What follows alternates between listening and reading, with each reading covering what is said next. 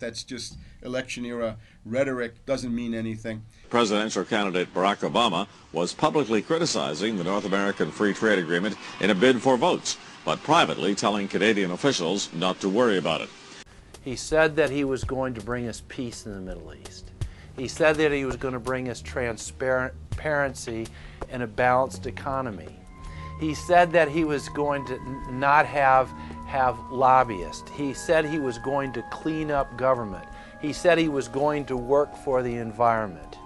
And point by point by point, within the first month of his inauguration, he has lied and deceived and cheated the American people. The people of the United States and the world were filled with hope that Obama was the real deal when in his first week in office he signed an executive order supposedly closing Guantanamo Bay and other secret prisons. Then the press actually had a chance to read the executive order and were shocked to find that the executive order only said that Obama was thinking about closing Guantanamo in a year. But worst of all, the executive order continued the practice of rendition, which the LA Times called secret abductions.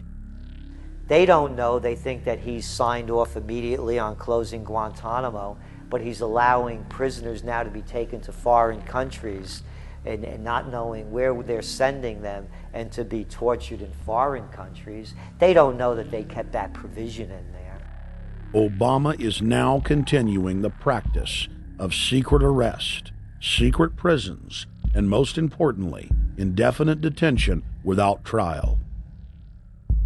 When a British High Court said that it was preparing to release secret British and U.S. torture orders that prove that the Bush administration was ordering personnel to systematically abuse detainees, Barack Obama threatened to cut off all U.S. intelligence ties to England. To add insult to injury, he stated that the program was important to national security, not only endorsing Bush's crimes, but continuing them.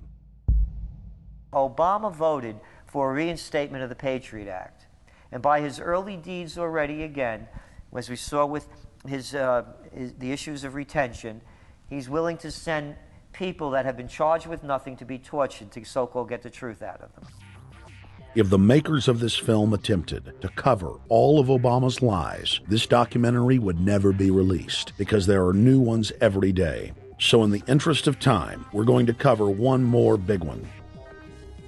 Barack and his handlers made the cornerstone of his campaign, keeping lobbyists and donors out of his administration.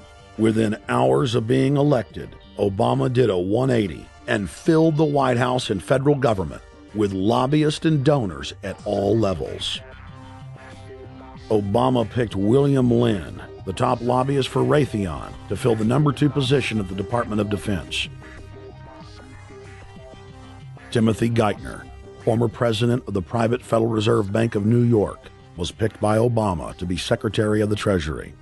Geithner promptly crammed the Treasury Department full of lobbyists, like his chief of staff, Mark Patterson, formerly the top lobbyist at Goldman Sachs. Obama appointed top lobbyist to the Saudi royal family, George Mitchell, as the lead Middle Eastern envoy. Obama appointed the king of Wall Street lobbyists, Leon Panetta, to head up the CIA. Obama tapped Tom Daschle, top lobbyist for healthcare firms, to run the Department of Health and Human Services, and the list goes on and on. Then, 3 weeks into his administration, Obama launched a new lie, more outrageous than the previous.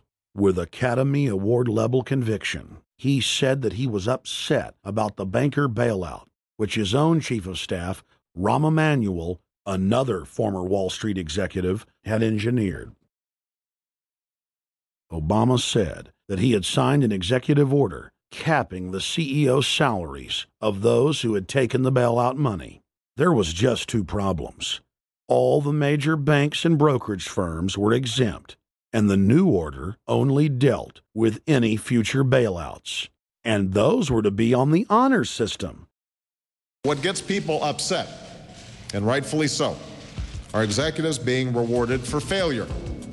AIG, Bank of America, and Citigroup, which have received billions in bailout money, don't fall under this plan. Only banks negotiating future agreements with the government will be restricted. But this appears to be built on an honor system, and White House Press Secretary Robert Gibbs had a hard time explaining how enforcement would work.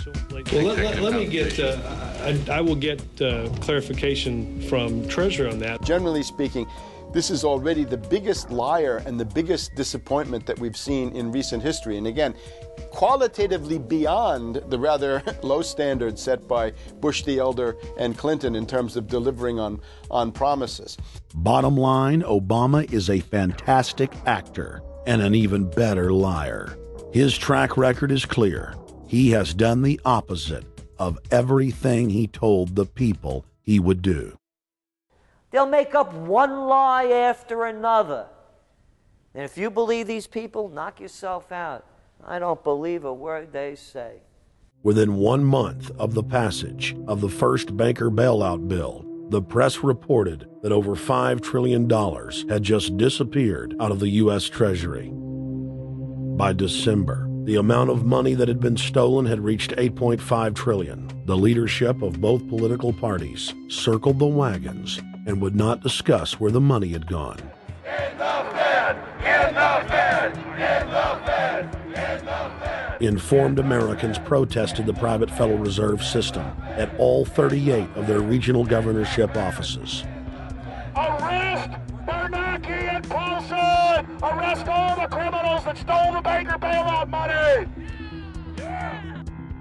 It was refreshing to see people standing up against the real power structure, not being distracted by the elite's frontmen like George W. Bush and Barack Obama. We traveled to Dallas, Texas to cover We the People taking on the real enemy. Hey, I want to talk to the workers up there on the parapet. The ones smoking cigarettes that just jumped back. You're with the American people, we know that. But understand, ask the workers inside. You're not in a federal government building.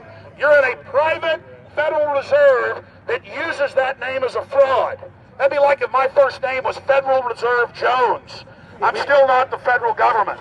I'm not a federal agency. But if I said my name was Federal Reserve, I could go out and pay off politicians and get them to allow me to get into power so I could issue the currency and credit, and then I could buy up the world. That's what these criminals have done. A lot of people think that the Federal Reserve is already part of the government. They're not. It's controlled by cliques of unelected, unaccountable bankers meeting in secret. Most of these people have never even been through the formality of a Senate hearing or a Senate confirmation. They claim that they're part of the U.S. government. They masquerade as if they were part of the U.S. government. But in reality, this is a purely private operation. Jackals, hyenas, raptors, all of them loyal, not to the American people, but to the Wall Street banks, which is where most of them come from. Everyone is pointing to Barack right now, President Obama, as saying, you got to get the economy together. You got to get the economy together. When in fact, the president has very little to do with the economy. It's the Federal Reserve chairman that at least sets the policy. That's a privately owned company, the Federal Reserve Bank. They set the agenda. These guys are masquerading as a federal institution. They are a private banking consortium, and this is their front, their holding company. The Federal Reserve is not federal. It's a front for a private banking cartel. That's on record in congressional testimony, and they're the ones orchestrating the economic collapse we're seeing right now, so that's why we're here. While at the End the Fed rally outside the Federal Reserve Bank in Dallas, Texas, we spoke with Ron Paul's brother, Wayne Paul. 1913, the Federal Reserve Act was passed, floor of the House, where 3 members of Congress were on the floor. At that time, they only needed a majority of votes to pass it. So in 1913, the Federal Reserve Act was passed. 20 years later, 1933, under Roosevelt, the United States was declared bankrupt. And in 1933, the Federal Reserve Private Bank says, okay, USA, what are you going to pledge as collateral on the debt you owe me? What happened by 1936? Does anybody know?